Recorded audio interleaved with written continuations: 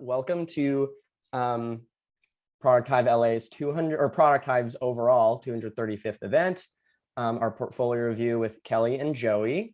And I'd like to thank our gold sponsor, Lucid, for sponsoring this event. We also have some other sponsors that help make this event happen that I will mention at the end of the event. So just to give people some insight into who we are, I'd first like to welcome, if this is your first Product Hive event or Product Hive LA event, welcome. If it isn't, welcome back. Product Hive is a community of product managers, strategists, and designers. We currently span 7 chapters throughout 6 states. So Product Hive Los Angeles is just one of those chapters. And we started out in Utah, so that was the first chapter. And we exist to help each other learn, contribute, and connect through volunteer-led opportunities and events like portfolio events like this. I'm assuming most of you found out about us either by Meetup or Slack, but we also have an Instagram, Product Hive LA, and also Twitter at Product Hive LA as well. Before we jump into the event, I just wanted to provide some announcements. So the Product Hive LA Meetup group has hit over 1,000 members. We hit that earlier this month, and it was a pretty big milestone for us. Being that, COVID kind of threw us for a loop, it was way harder for us to try and stay as engaged as possible when we couldn't see you in person. But we're so happy to see that despite all of that adversity, we were still able to get people to join the community and stay engaged throughout that time. So couldn't do any of this without you guys. So thank you for being a part of this community. I also wanted to call out that currently right now it's just myself and my name is Zeke, if I didn't introduce myself, and Anar, who's also on the call here. We're the co-chapter leads of the LA chapter, and we are looking for a volunteer to kind of help us plan events and do more. So if you're interested or have any questions, please feel free to email us at producthivela@gmail.com. We would love to have you on the team. You would really just be helping us sort of grow the chapter, help us plan events, help us sort of with our content strategy and social media, and just helping get the word out there about us to try and encourage more people to be a part of the community. So please email us if you're interested. And with that, I'm going to kind of provide an overview of the event and then introduce our speaker or our reviewers for today, and then hand it off to the presenters. But just to give you an overview, we're going to start. We've already done some introductions, and essentially how this event will work is each of the presenters will present their portfolio work in the form of a presentation that will be about 10 minutes. And I've seen their presentations and they're incredible. I'm really excited to hear them talk through them. I see Callie making a face. But after they present their work, the reviewers will provide feedback for around 10 minutes. And during that feedback session, it's really meant to be a combination of asking the presenters actual questions they would receive in a portfolio interview. So sort of getting that aspect of practice, which is I would find very helpful, and also getting feedback on their presentation itself, and really any other feedback that the presenters want, they can receive during that time. If we don't use up that entire 10 minutes, we'll also field questions from the audience. But in addition to that, we will have a final Q&A session at the very end of the event. So you can feel free. I'll walk through the process of submitting questions, but we will have a dedicated Q&A at the end of the event. And I also wanted to call out that we always want to make these events better. So we're going to try and allocate just 5 minutes at the very, very end to just providing a survey to or a link to a Google form that we use to collect feedback from y'all to really just improve these events, see what you guys want to see more of. And we just want to make sure we give you guys the opportunity to complete that or at least get the link to complete it at your leisure. I already kind of introduced ourselves, but my name is Zeke. I'm Product Hive LA chapter co-lead. I'm going to be the host for the event today. Anar Saleyev is going to be doing the sort of moderator role. So he's actually going to be handling the Q&A. So if you guys if the attendees have a question to ask when a presenter or when the reviewers are done providing feedback to the presenter, if there's time, we will try and ask your question. If not, please submit it anyway to Anar, and we'll get to it at the end of the event and try to have the reviewers answer the questions in the order that they receive them, or that we receive them. And with that, I want to sort of introduce our wonderful reviewers here. So we have Joie Chung, Director of Product Design at Realtor.com, and not Tiffany Koval. That is wrong. We have Kelly Kim. I don't know how that happened. I'm sorry, Kelly. Your name is not Tiffany. But we have Kelly Kim, not Tiffany. And she's a senior product designer at Redfin. And they're both just incredible designers. Joie Chung is actually my manager. I work at Realtor.com as a product designer, and she is probably one of the best managers I've ever had and an incredible design leader. And Kelly is an incredible designer at Redfin. These are competing companies, which is kind of funny. But I've had an opportunity to check out Kelly's background and her work, and was just incredibly impressed. So I'm so happy to have her here. You really have some two great reviewers today. Do y'all just want to say hi real quick? Hi, everyone.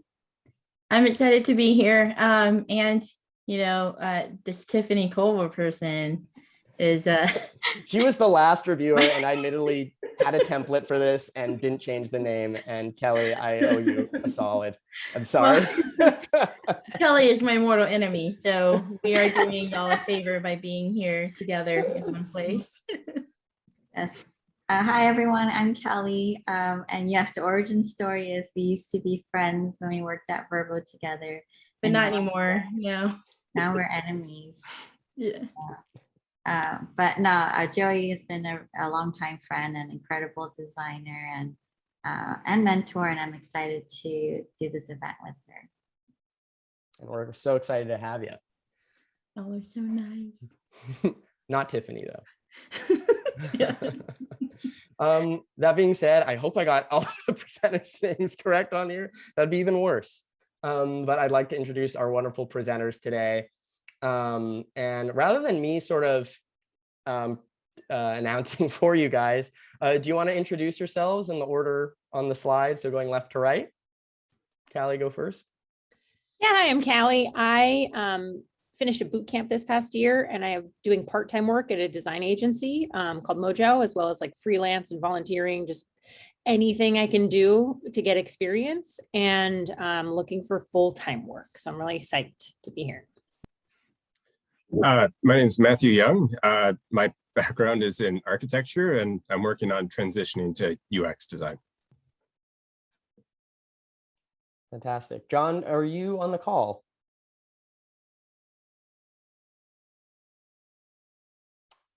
Unfortunately, I don't know if John was able to make it today. I think there were some interesting issues with his time zone. So hopefully he'll be able to join later. I'm kind of going to be monitoring just to make sure I get any communication from him. But if not, it's just going to be you two for today. Really quick, to be fair, he's based out of Nigeria, and it's 1:43 a.m. there. So I was gonna say, I'm pretty sure I saw some like apps for Nigeria in there. Yeah, I checked with him on the time last night. I'm like, are you sure this time works for you? And he was like, yep, the time is fine. But I don't blame him for not being here today. Yeah, it's okay. So we could be a little more flexible on the time for today since we're down one presenter. With that being said, does anyone have any questions? Does anyone from the audience have any questions before we jump into the first presentation? Callie, I know you volunteered to go first, if that's okay with you, Matthew. Okay, well, so Callie, I can just kind of, do you have the ability to just share your screen and take over?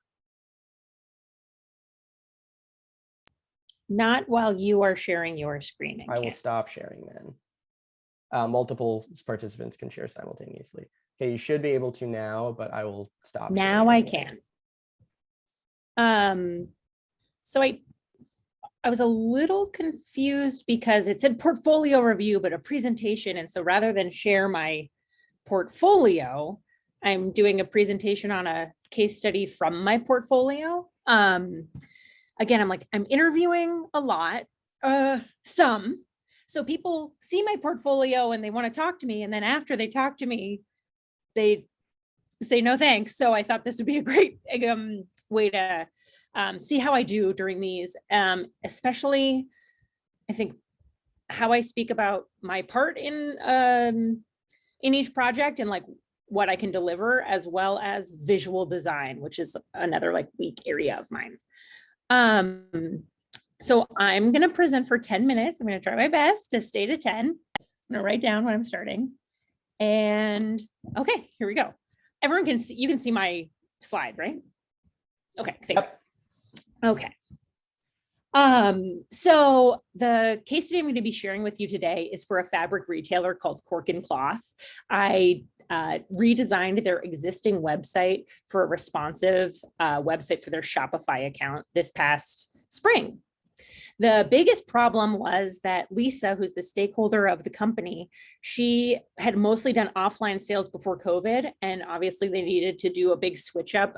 Their online sales tripled within after March of 2020, and so they just needed to rethink how they were going to be attracting new customers that were interested in the product of these hobby crafters, as well as keeping them engaged and happy and increasing business sales. So Cork and Cloth is a specialty fabric retailer. They do cork fabric and Vlisco fabric of high quality. And so I wanted to first learn about fabric, which is not my forte, so that I could learn a little bit more about the industry. And so I started looking at different competitors, direct competitors that Lisa guided me to, who are in her area, which is Fabric Funhouse, So Many Creations, a different cork supply company, what they offered. People are offering sales and expertise and online classes, a plethora of different types of fabrics, obviously, some really specialty cork and some are all over the place. And then indirect competitors like the box store Joanne. Are people shopping at Joanne, and why would they be? Joanne is offering everything under the sun. And then the other side of this scale is Vlisco fabric, which Lisa does offer. She doesn't sell much of now. She doesn't really know how to get into that. And she focuses mostly on cork because of it. And so Vlisco is this other company that mostly sells this Vlisco, and they're the experts. And so that's the one place that everyone goes. So what I was learning is that the people promote themselves as expertise, having a lot of sales, trying to make it really enticing for people to come in. So I wanted to talk to people who are actually sewers and find out what they do when they're buying fabric. So this is me being very empathetic when I'm listening to these in-depth interviews. And so I interviewed 5 different people of different tiers of sewing. Some do it professionally, some are hobbies, and some fall into the age range of what Cork and Cloth, their old demographic was, which was older women. And now they're getting younger women as well. So I tried to get an age range as well of who I was interviewing. And basically what I found out was fabric shoppers do shop online. It's not too scary, even for older people. They find it comfortable. With COVID, they find it really safe, but it's also where they have most of their negative experiences because they can't feel their quality of their product. There's miscommunication, something's missing. And so most of their negative experiences happen online. What I found out that they need is education. So they want that expert advice. They want to be able to trust the fabric and trust the quality, even if they're buying it online. And everyone kind of did this thing when they were, oh, I want to be able to feel it, which I found really, okay, how can we get people to be able to feel this stuff? And they want specialty stuff. They want boutique ambiance. No one mentioned cost. They're actually willing to put in more money into this because they want it to be special to them. Hey, if I'm going to spend 3 days sewing one piece of product, I want it to be quality. And so all that sales stuff I started rethinking as well. So what I did was I compiled all of these interviews into one person that's a little on the younger side because it's a new demographic for Lisa. And I shared this with her, and she and her partner were really excited to have this persona for future marketing as well. They do a lot of social media and Facebook and that sort of thing of like, what might people be interested in? So I took those needs, I put them directly on here, as well as some goals to align with the business goals as well, and what people might find, with their habits to share with Lisa as well, and just have everything nice and concise. So the project goals that kind of consolidate the business goals, where they overlap with the user goals, and taking into tech of like, how is this going to go on Shopify and how are we going to implement this? I just wanted to keep 3 things in mind that I can keep coming back to, which is it pleasurable? Are people enjoying this, including Lisa, who's like a little timid with online? Is it easy for everyone? And does it build confidence with the SOAS and their, will Lisa feel good in this new arena of online? Are people going to be feeling good about their purchases and wanting to be coming back? And just kind of that confidence of using, UX and design best practices, or using good patterns and following good conventions, or just trends. So I started with, maybe the website currently does this. And so I peeked at the current website, and there are some things that were lacking. And so I did just kind of looking at heuristics of, there's a lot of options. There's 100 in a row with no way to sort them out. If a product is out of stock, there's no way to find any other ones except for starting over. And that lively brand that people love about Lisa in person, she's youthful and joyous, and she's always wearing like bright blue and just really fun to be around, isn't present on here. You can barely tell this is cork fabric at all. This is the home page here. So, oops. So what I wanted to do was just see how someone would flow through this very typical e-commerce workflow. And so what I've got is different pages that I need to make sure to design, as well as the actions that the user would take. And the ones I wanted to focus on were, how are people going to filter out specific products so that they can shop for what they want, as well as how are we ensuring that they're going to add it to their cart? How do we make sure that they're going to be buying it? And so I wanted to make sure to apply conventions and patterns that were really positive. So just how are we going to show all of the stuff that all of the fabrics that Cork and Cloth has to offer? How are we going to share product details so people have confidence in what they're buying? Supplements, like what are other things people might want, like how you would shop in a store. You don't just look at one thing and then leave. And then filters, as I mentioned, they have over 100 products, and there's got to be a way that you can narrow stuff down. So I created a high fidelity prototype in Figma, and I wanted to test it on a variety of users, some people who were really familiar with the company, and then a couple more who had just knew about fabric, or maybe were amateur sewists as well. And I wanted to make sure it was high fidelity because that imagery was really important with, were people going to be, how are they going to be interacting with the website? And I wanted to be able to talk it out with them. And so I wanted to make sure I was there with them. So we did it on Zoom. And what I found out was really great things. The new homepage is really simple, inviting. The little quote under homepage here is that people said, oh, it's bright, it's clean, it's friendly. These are things that Lisa prides herself on. So we've got big photos, really simple to shop. We've got imagery that I added. So rather than just one photo that you can't even tell if it's zoomed or not, and no details about what anything is, if for someone was new, like they're not an expert in what's going on, we've got a variety of imagery. You can see the product in use, and users are really into this, as well as just learning about the product details rather than having a whole new section, just throw it right on the page.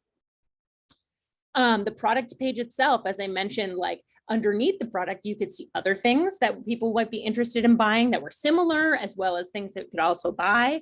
And in usability testing, I noticed that this was great for people who, when I asked, okay, what would you do now once you added something to your cart? They'd be like, oh, I'd check out this one. Like they saw things that they were interested in. They may shop at Cork and Cloth, even if they'd never heard of it before, which was great.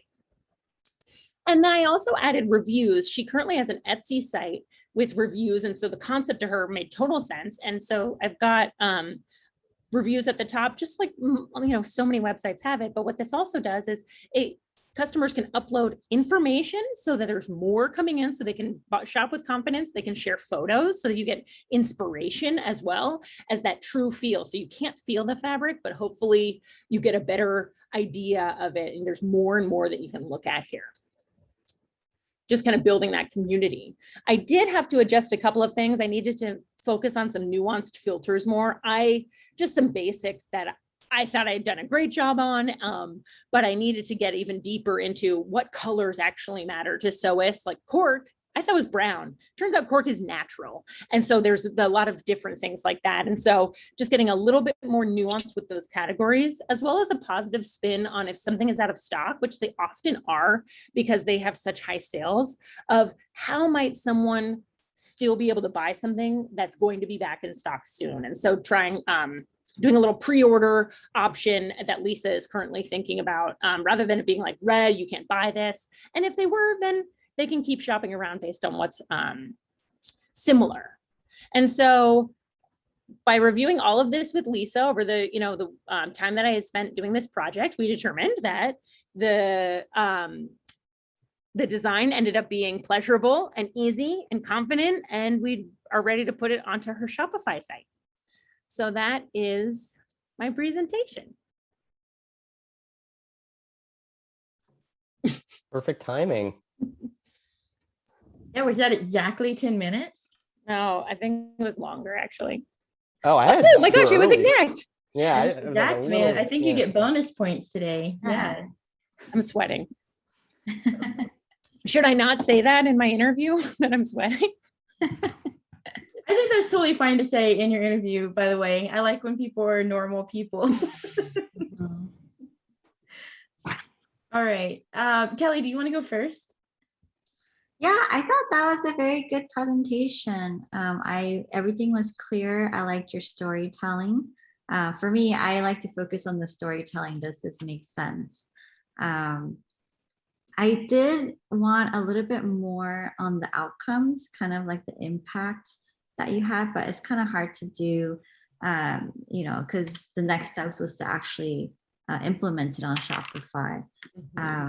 But maybe in the usability study, it would have been cool to in the usability study, before it took them this long to do, find the buy button, and in the after version, I shaved off this much time.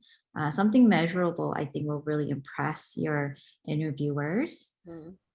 I think from a craft perspective, I could definitely tell your strength is in UX and user interviews. I think you mentioned that you could do better on your craft before you did your presentation. I would say don't say that. Sorry, I was telling you, but not like the interview. Okay, cool. But yeah, I mean, I could see that, but I could see that your strengths and your passion is in the discovery phase of like learning about the users and the user problems. So I think that's okay. I know you only had 10 minutes, so you couldn't add these things, but some of the things that I look for is to learn a little bit about you. So you may already have this in your full presentation, but just like 1 or 2 slides that talks about you. That way I could kind of connect with you before we get into the work. And then lastly, two last things. I would say there was one slide where you showed a workflow and you labeled it as information architecture. I would just be very careful about the vocabulary you use. When I think of information architecture, I think of sitemaps and taxonomy, not flows necessarily. So I would just be careful of your vocabulary. And one last thing, I see the mobile view in this like hero shot, which is great. Yeah, I think it would impress your users, your interviewers, because this is an e-commerce site, to have both the responsive screens like mobile and desktop, just to show that you can do that and you understand that interaction design patterns. But that's it from me. I think overall, great storytelling. I was there with you for every slide. Thank you. That is awesome feedback. I really appreciate it. I just want to call out, I think we were supposed to ask you questions before we gave feedback, but that's just for next time. I'm so sorry. Just jumped right in. No, it's fine. I could just tell you, like, after your presentation, my next thing was going to ask, How would you work with the engineering team whenever you move into development? Can you tell me more about the outcomes you're expecting? Like, how would you measure that you've done the right thing? How do you know that what you've designed is the right thing, right? Okay, so feedback in general, I liked it. I thought it was a really good flow. Like Kelly mentioned, the storytelling was really good. In terms of visual design, that is something that we are more acute on when when you're more junior in your career, and it's because we understand that like a lot of the project details will not be like what it would be if you were working in a large corporation or a big design team or anything like that. But we will look at like, do you have the basics down? So some of the things to look out for and stuff like your presentation and your online portfolio is consistency and your type hierarchy and sizes.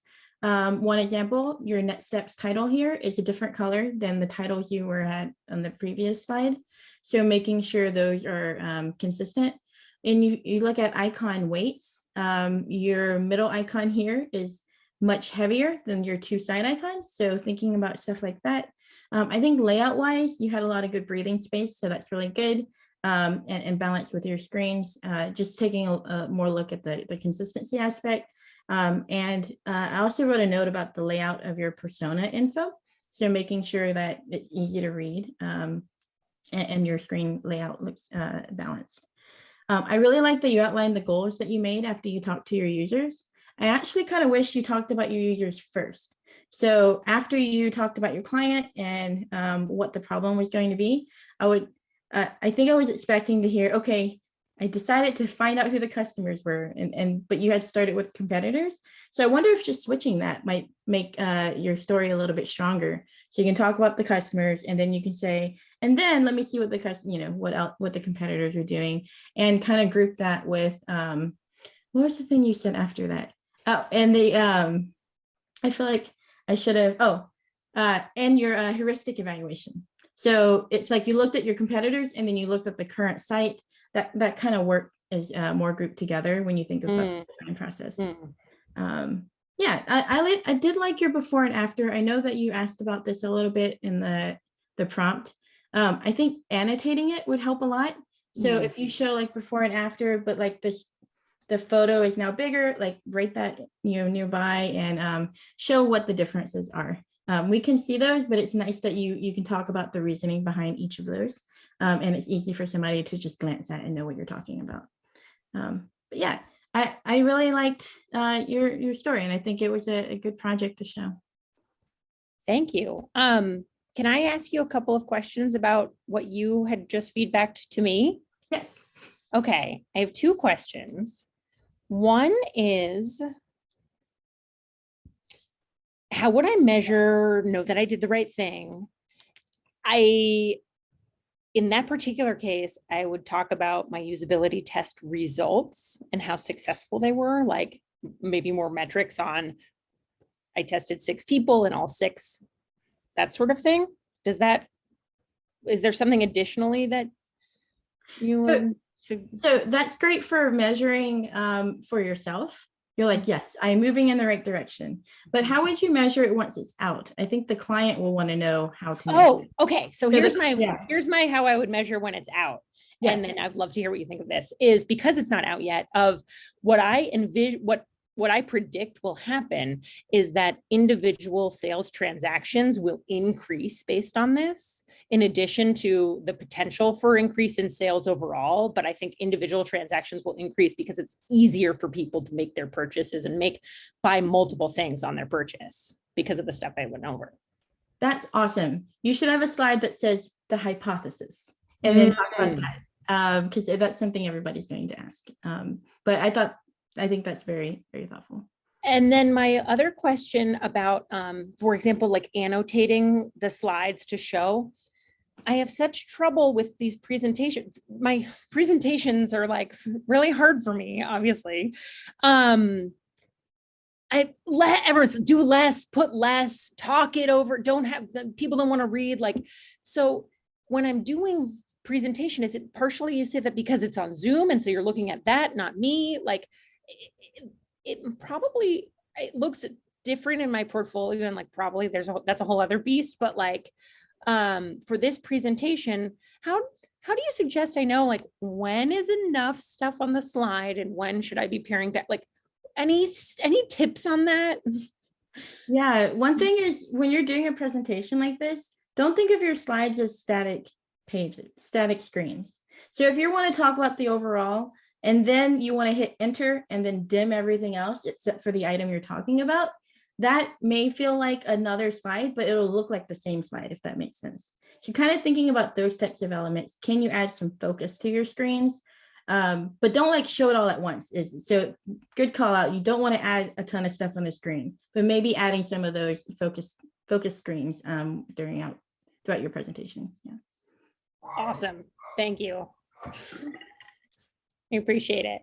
This was really good. I hate doing this, but you are also nice. So it's really good. Well, you did a great job. Thank you. Actually, because I messed up, my apologies. Do you want us to ask like behavioral interview questions that would come up? Usually you would do like a 1-on-1 or 4-to-1 interviews after your presentation. Yeah. Go for it, Kelly. It depends. Sorry, You have time. Oh, do we have time? We have some more time because one of the presenters isn't here Okay. unless he joined, but I don't see John on the call, so we could totally take some extra time. Awesome. Joey, do you want to go first or should I? Sure. So Kelly, what is like throughout the experience, I know you talked a little bit about this, but what is your strongest like strength? And then like, what is an area you want to grow in? Yeah. As shown like in when I was working with cork and cloth, I think my strongest area is going back to those goals and making sure the decisions that I'm making are aligned with those goals. And I can actually bring them to Lisa as well, of like, if she was feeling iffy about something or had a concern about something, I could represent that information to her as a reminder. And so if she was having trouble deciding on something, as well as just listening to her and what she needed, so that I could advocate for the user with her in mind, I felt was really like something that came naturally to me. And what took me a while was learning not to follow trends. You know, Shopify has so many cool plugins, but a lot of them aren't good for accessibility. A lot of them aren't legible, not just for like older people, but younger people all over the place. They're cool to look at, but they're not very functional. And so sifting through those is something that I'm constantly improving, is just learning more. Like with this particular project was the first time I had learned about Baymard Institute. And I just dive into that of learning best practices. And so just continuous improvement in that regard. Good. That sounds great. Kelly? I love that you said Baymard Institute. Well, also, it's good that you called out, you like to continuously improve. So that's something I like to look forward to. Right. Actually, on that note, having done this project, if you could go back, is there anything you would do differently? What I have now that I lacked in the beginning of this project was confidence that, you know, it took me like speed. So just that, again, just doing the same thing over and over again. I've done a couple of other small business websites since then. And I know right away, like the order that I want to be doing things in, how to defend myself when when someone's going a little slow and I need to kind of pull them back into it. A lot of the time people are really interested in working with their websites, but in order to get them like prioritizing the right things of how they want more customers or keeping their goals in mind.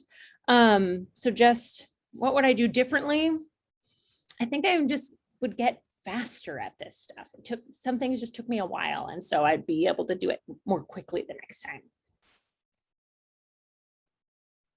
Cool. Should I ask one more? Oh, I heard Baymard Institute. Is there any other sources where you find inspiration or improve your UX skills? You know, for high level UX and design thinking. I love listening to podcasts. So I like Design Matters with Debbie Millman, and I like the one by the Envision guys, Design Better, and I get a lot of really high level stuff.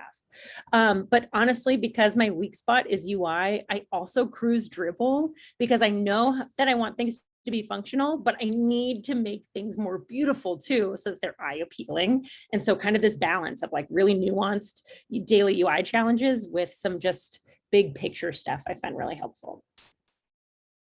Good. Yes. Only use Dribble for the visual stuff because there's no actual substance there, but there's a lot of really good looking things. So you got that. Yeah. Great answer. Thank you very much. Wow. Yeah, Thanks. great job. Yeah. Seriously. Yeah. That was awesome.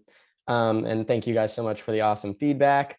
Before we jump into Matthew's presentation, we could maybe take one question from the audience if there is one, and try to save the rest for the Q&A at the end. But does anyone have a question? Anara, have you gotten any questions? I don't have anything on my end. Cool. But if anyone right. wants to chime in. Nope. Okay. All right, moving on. Oh, we do have one from Dorothy. To Callie, actually. Dorothy, do you want to just unmute? All right. Oh, she answered in the chat. Awesome. I love that efficiency. Well, let's jump into Matthew. Do you have your presentation ready?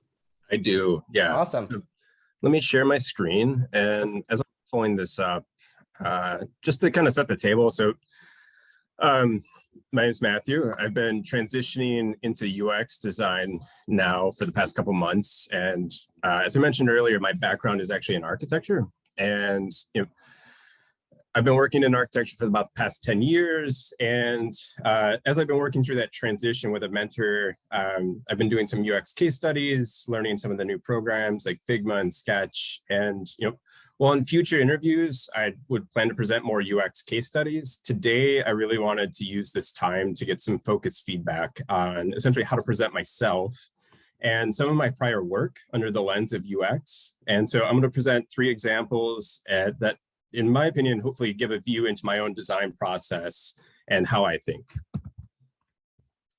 So let me pull this up. Okay. So in regards to my own background, in my experience with architecture, I believe that architecture and UX actually has a lot of very similar goals. We both need to understand our user, and that takes a lot of shapes, right? How you find the product, how do you feel welcome when you first start? What steps do you take when the product is used? Where does it take you? Where does it lead you? And where's there confusion? Where do you find pain points? And to design with all of this, we need to research and understand human behavior. And in architecture, understanding the user is certainly part of the entire process, but the active work within that is actually, from what I've experienced, really only a small part of an overall project. We spend a lot of time documenting and managing the construction. And so when you look at a typical UX process, and I know this is a little reductive, but there's a lot more emphasis on understanding the user and time for testing and evaluation. And that's really where I prefer to spend my own time. And obviously, a building you can't really go back and rebuild once you finish it. Within UX and the virtual environment, you can kind of have a little bit more leeway. So the first of the projects I wanted to present is the Richard Boulevard office complex. And this was a project for the state of California. And it's an office complex the size of a city block. And this office is actually to be filled by 5,000 employees and a large number of visitors each day. It's designed to be a hub for their office, but also their lives outside of it. So we had to integrate a childcare center, a cafeteria, and a gym among all these other amenities. And the problem that I faced was, how can we better understand the needs of over 5,000 kind of employees and visitors? And my role on this was as a design lead in the initial concept phase. And the process we ended up using to evaluate the users actually ended up becoming one of the main reasons that I'm here today, because we focused on utilizing some core UX processes, both personas and some detailed journey maps. And so myself, along with some of our teammates, compiled over 25 personas to include employees, visitors, on-site delivery, and accessibility needs, as well as many more items. And so, Alyssa on the screen here, she worked in the building and utilized the childcare facility. Her journey had to take her into account of getting dropped off and allowing her a shorter walk into the childcare center. Chris, an employee, biked to work every day. And so it really brought up the question to us of where the best location and visibility of the bike storage room was. Faye and Roxy also had to travel to the facility to use one of the public interaction counters. But it brought up basically a focus on where we needed to figure out how to create wayfinding needed for visually impaired individuals that would, in this case, be traveling by light rail. And Hector's delivery here, well, kind of a humorous piece of clip art, was actually really helpful for our team because it helped us really map out the operations of the back of house areas. And all of this information really helped us look into important adjacencies and brought to light all these unidentified issues in the concept phase before they became a much bigger problem. And more than that, they served as a really strong communication tool that we used with the client. And so this image is from a client workshop where I shared this user-centered process with the client. And so I tacked all of these personas on the wall and actually kind of used yarn to connect them to the larger drawings to show where they were at in the project and what their route was. And it was just a really cool experience for me because as I was taking people through the personas, I was getting these like really funny questions like, oh, that's too far of a walk for Alyssa, or hey, how is Hector's box getting from like the loading dock to the 8th floor? How long does that take? And during this project, I was really starting to dig into UX processes to help inform my own studies. And it was really from this experience that I became really interested in considering UX as a career path. The next project I want to talk about is the Beckel Residence at Caltech. Caltech is a school in Pasadena, and the residence was a new residence hall for the undergraduate students there. And the problem I faced was, how do you design a better residential experience for a typical Caltech student? And my role on this project was very specifically to research student life, to understand what was successful in their current experience and what was not. And Caltech resident life culture is very unique for an American university. They follow a house system very similar to Oxford or Cambridge in the UK, where a majority of the students during their freshman year, they join what's called a house. And it serves as their social group, their physical residence. And according to a lot of the students I spoke with, it actually defined their social identity. And it's upwards of about 85 to 90% of the undergraduate student body joined this house system. And so when we started to look through the residence life, we started actually with student guided tours of the current facilities to understand what they were working with. And the students very enthusiastically took us through a day in their life. What you see here is some of the living quarters. And it shows where students utilize public lounges as like gathering spaces. They moved furniture around, they set up gaming areas, they even painted murals in their hallways, which you see on the right. And they found it as a way to personalize their space, but also really to encourage social interaction. Dining halls, every weekday evening, these houses would gather for a family style meal, almost like Hogwarts. And this was really an opportunity for all the students to be together at once. And each house had their own secure exterior space. And because it's Southern California, these were actually incredibly active during the day with sporting events or projects that the students were taking on. And so following the tours, although I felt like we had a better grasp of student life, there were still a lot of unanswered questions. So I put together a series of prompts for an open discussion at a workshop with student leadership. And the idea was to hopefully better understand what is important to them, what is a successful residence life experience. So questions like how important is your connection to outdoors, how often do you cook for yourself, and where do you prefer to study, in a shared area or in the privacy of your own room. And through these workshops, 3 concepts became really clear to us. And you see an example here. We were writing on the whiteboard as we were kind of talking through things, and there were kind of all kinds of crazy things thrown out.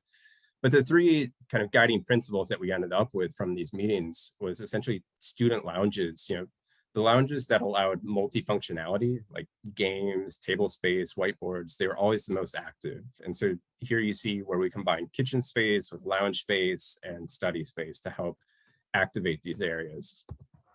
The dining hall, the students told us connectivity is really key.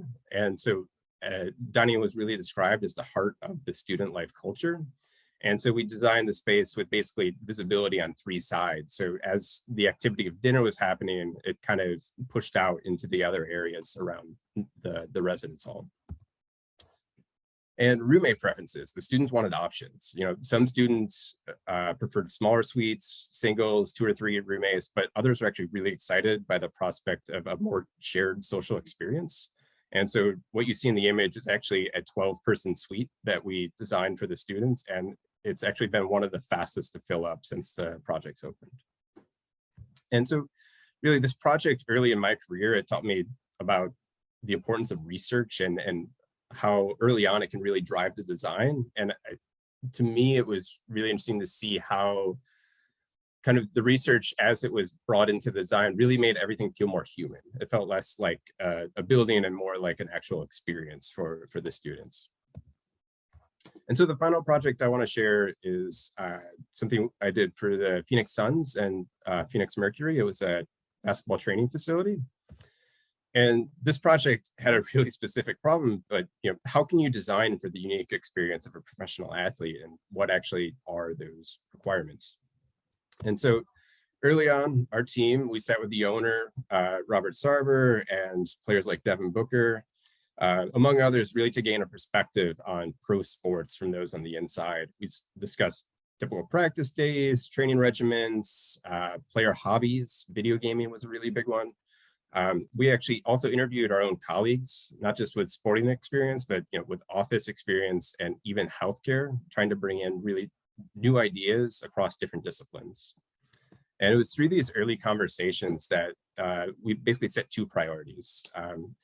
Function for on days and off days, it should be a place where players feel like they want to be, even if they don't have to go to practice. And it had to address issues with the current existing practice. Matthew? Yeah. Sorry to interrupt, you are at time. So if you could wrap up maybe in the next 30 seconds, sorry about that. No, it's okay.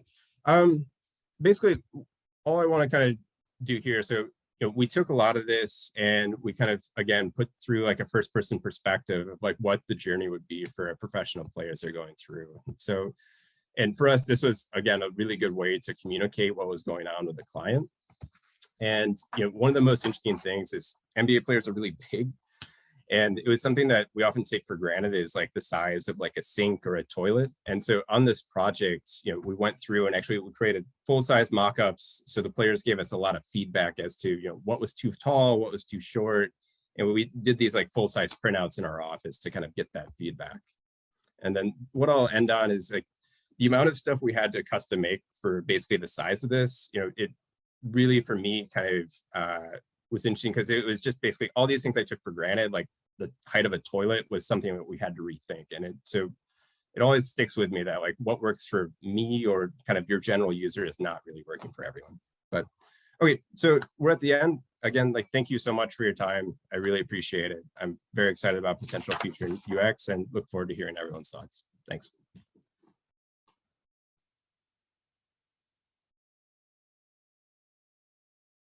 So I was trying to do an emoji reaction clap. Thanks, Matthew. That was really nice. I really liked how. Oh wait, we're supposed to be asking questions. I'm sorry. Just jumping in with like Kelly. How would you change your approach if you had to work through all of the engineering parts? I mean, it was architecture projects, but you are part of like making sure things go well, right? Oh yeah, for sure. And engineering in which way? Sorry.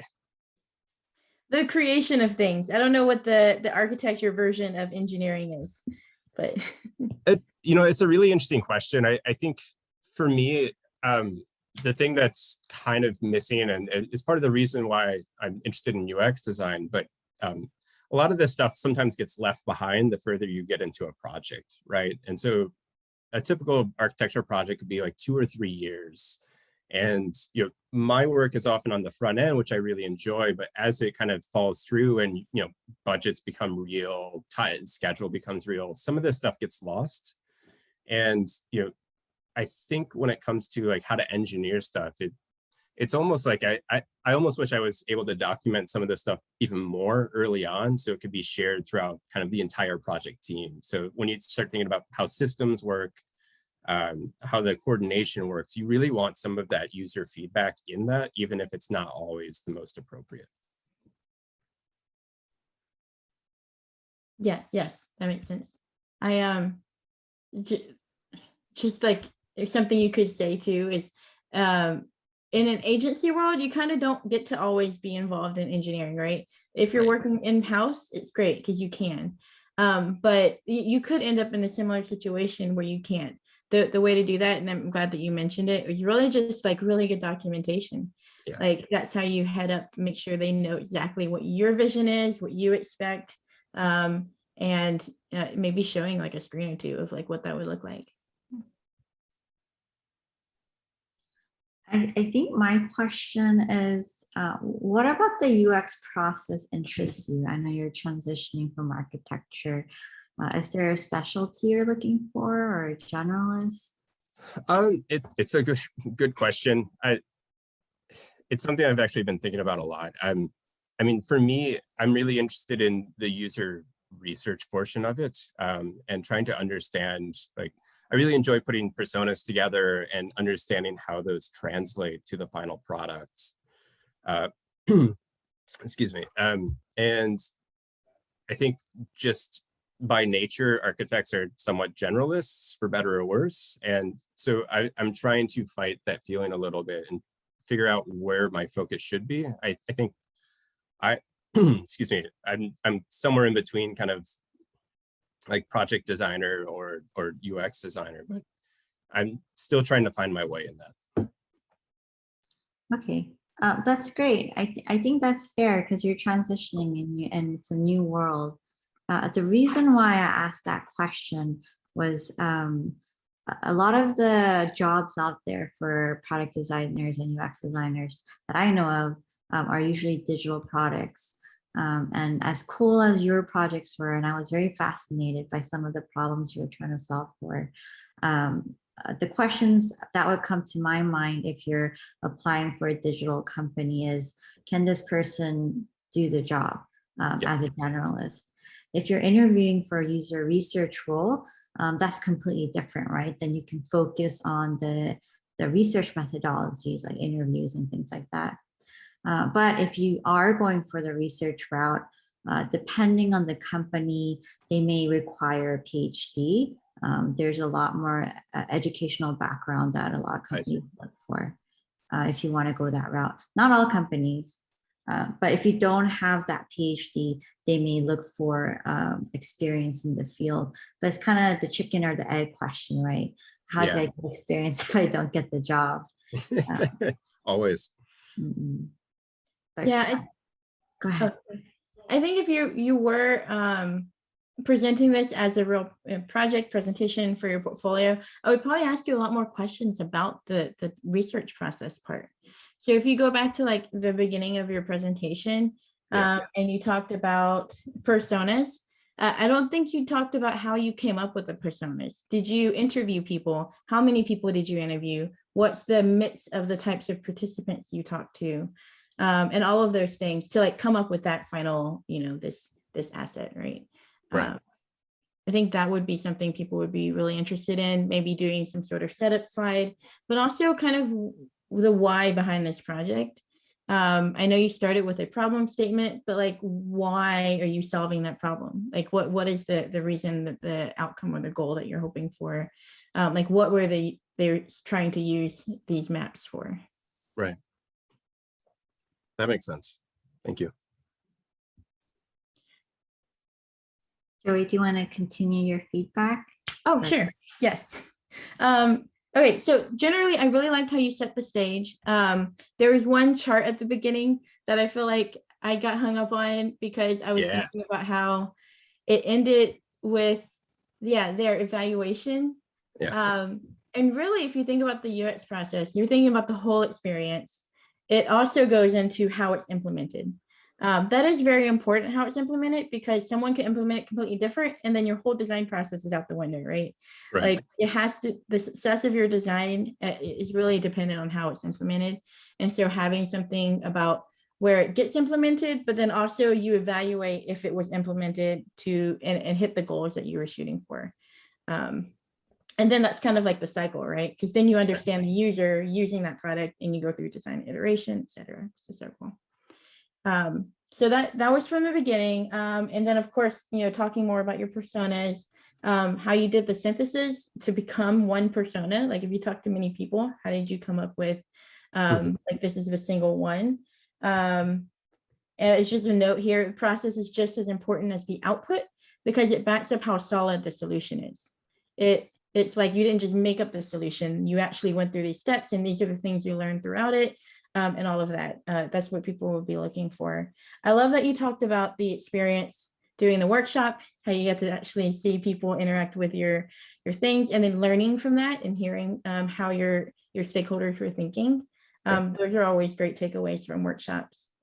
College project. That one was another one where it's like, why are you solving this problem? What was the goal of the project?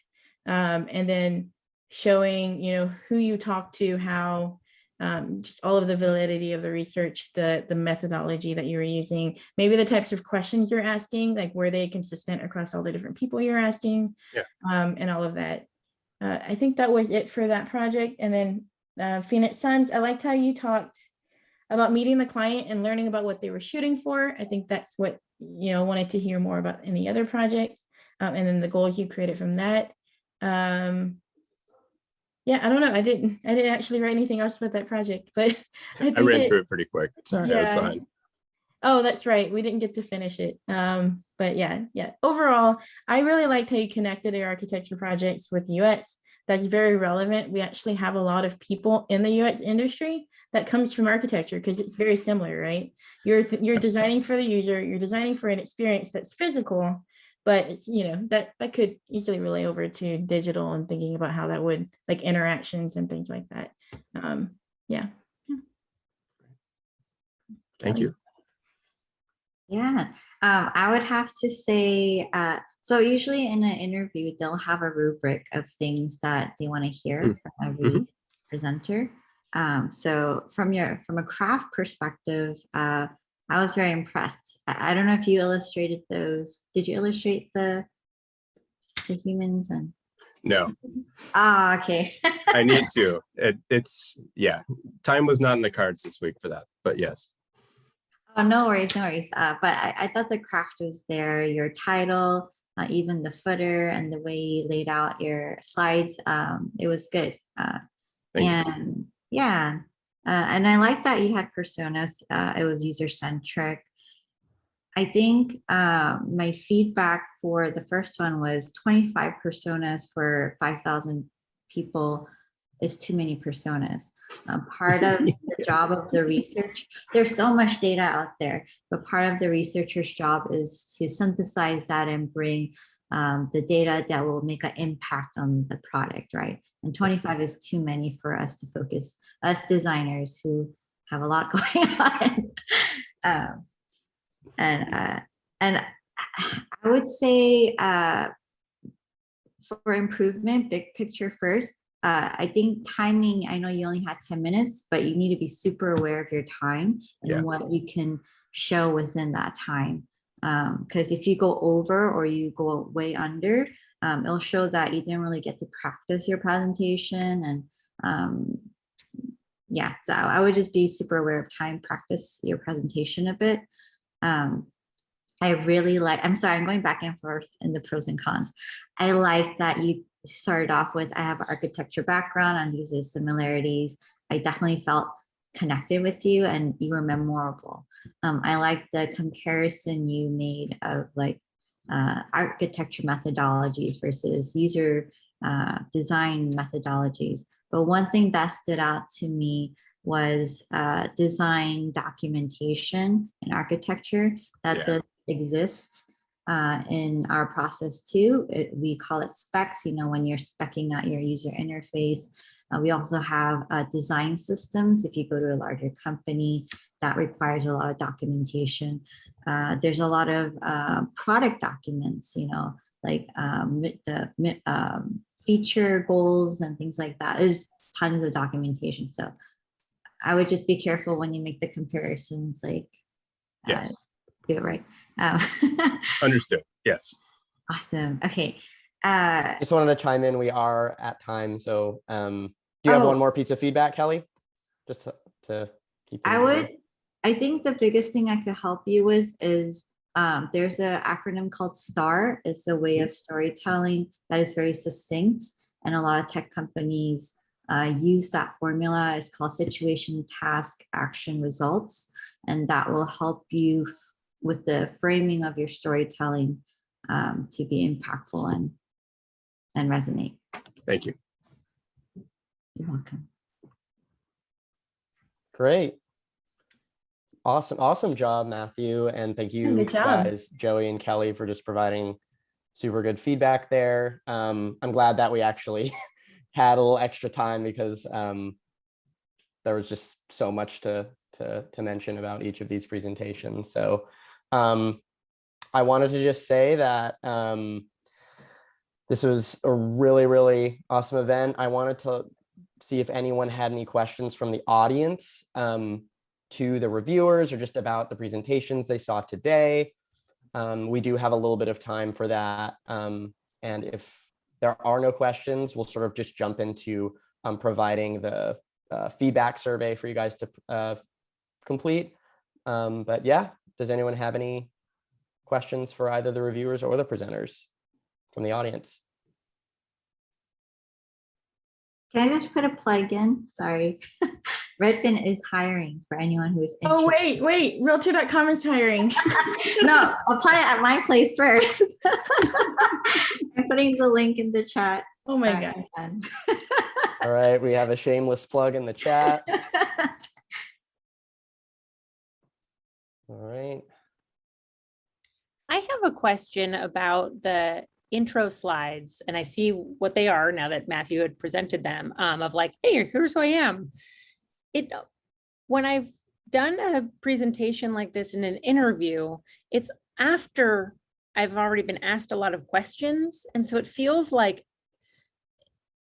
is that still appropriate? It's like just a little reminder. It could be very brief. Yeah. Okay. I usually have like a one slider at least, just kind of humanizes you, and the people you do a phone interview with may be different from the people in the room, and so things like that. Joey, you're on mute. Sorry. You can do more than one slide. I know it's like the minimum, I guess, would be to do a slide, but it's always nice to kind of hear who you are, what you're looking for, and then maybe a little bit about like your background and your something that's not work related. So kind of like round you out, thinking about that. Yeah. Awesome. We actually have a question in the chat from Seha. I'm sorry if I mispronounced your name. Do you want to ask this question live? You're still on the call. If not, I could just read it out. It's does not having. Oh, sorry. I was eating dinner. My bad. No worries. Yeah, just watching. But yeah. So I don't have a degree, but I'm supposed to be entering the job market right now, and I was wondering if not having a degree in anything kind of like if it's a setback or like an obstacle by any chance. So the only person that you would have to get through would be the initial recruiter. So recruiters have their own personal things that they look for. But for emerging talent and design, I don't think a degree is required. It certainly helps. It gives you all of like the basics that you need, and it makes it a little bit easier. But if you don't have it, you can just have to make sure you have a good portfolio and that you really convey that you are you have a learner's mindset, you want to learn on the job, and you have a lot of potential to do really well as long as you're able to get into the environment and get the opportunity to work on projects. So there's a different rubric when you're looking at people who are just entering the industry and don't have a degree. Gotcha. +1 to what Joey said, except for research. That is the one where they may require higher education. Yes, Gotcha. research, unless you have just tons of experience. Yeah. That was another question I was gonna ask. So if, for example, if you're in an interview and I came from a boot camp recently, like a design boot camp. So obviously I don't have much experience for UX design. If the interviewer were to ask a question like that, like, oh, how much years of experience you have, or it says you don't really have much experience, like what would be like a good response to those kind of questions? Kelly? That's a good question. I was there when I first started. I took a boot camp, and that's how I transitioned. For me, I took freelance jobs wherever I could. I created jobs for myself. You could create your own projects and just kind of go through the process. So you have a portfolio piece. You kind of you fake it till you make it. And then eventually you'll find someone who's like, yeah, this person needs to join the team, and then you'll be able to join. But basically your portfolio is king or queen. Like that's the thing they're going to be looking at, and whether it's a real project or not, they're going to want to meet with you or not based off of that. Gotcha. Yeah, do what Kelly's doing. Take a bunch of side projects and get whatever you can, because all of that experience is going to be helpful. But it is also okay to interview now. Like you can say you don't have any experience yet, but you do have experience working on this project and this side project, just kind of bring up some of that stuff. Gotcha. One quick follow-up question. I feel like in a lot of these settings where people are giving recommendations, they consistently mention taking on like freelance work and side projects, but sometimes I feel like a lot of people don't mention how they went about getting those side projects themselves.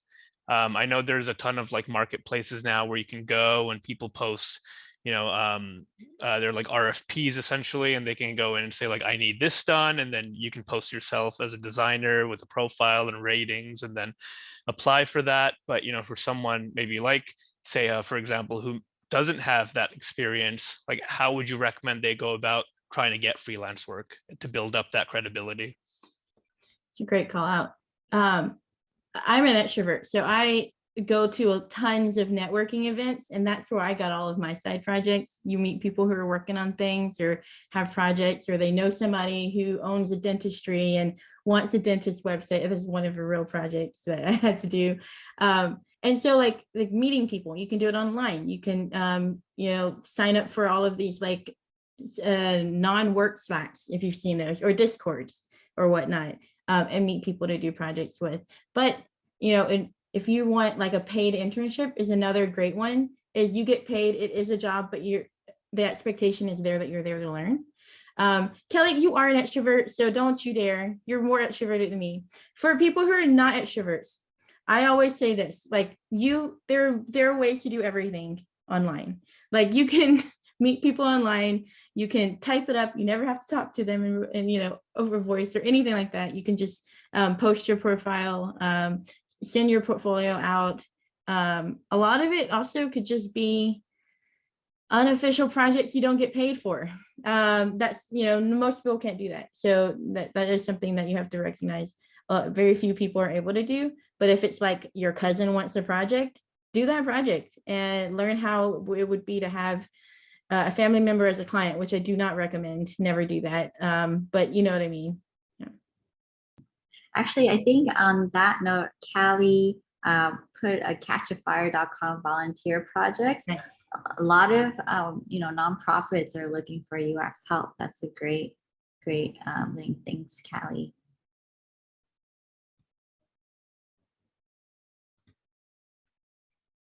Great. Cool. Any other questions? I also it's a shameless plug for sure, but I'm going to put our Slack, the Product Hive Slack, in the chat, just only because there are so many channels out there with a community of just thousands of people that we even have, I think, like a jobs channel as well. So there are a lot of resources on there, and kind of harking to what Joey said about if it's, especially now, it's harder to go to in-person events. The Slack channel is even more of a useful resource now because you could still connect with people really at any time. So would also encourage that, Seha, if you're not already a part of the Product Hive Slack. Take the time to meet people. It's something that people say, and I've always hated it, you know, when people tell you that, like, you just need a network. It is important, you know, if you've ever heard of awesome design people list. Sorry, I should know this. You can sign up for mentors, like meet mentors. You can sign up to be a mentee, or you can, if you want to mentor other people, that's a great way to meet people. In these Slacks, those are great, especially something like Product Hive, where you can meet product people and you can meet other people in the product area, so that you're not two designers working on a project, you're someone who's like a product person and a design person. And then that way you kind of get both sides of the project. What are the business things that you need to know? And also, what are the user things? You kind of get diversity in the type of people that you meet. Oh, okay. It's called ADP list. ADP list. I'll post it. Which is awesomedesignpeoplelist.com. And if you go in, you can select the expertise. So there's design, marketing, PMs, and you can choose like what you're hoping to do. Like what mentorship do you need? Are you trying to just get career advice? Do you just want to find a job, or do you need mentorship? Just like long-term mentorship. And then it'll filter down the list and you can meet any of these people. You can book them right on the site and it's free.